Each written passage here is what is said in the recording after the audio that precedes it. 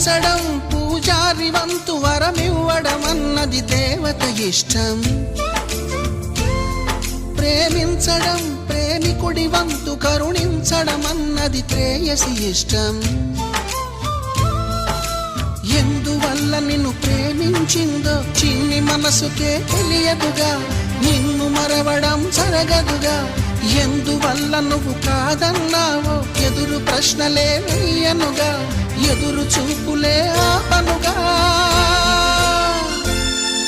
ఏనాటికో ఒకనాటికి నీ ప్రేమ సాధిస్తా.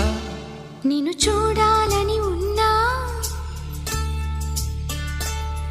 నిన్ను చూడాలని ఉన్నా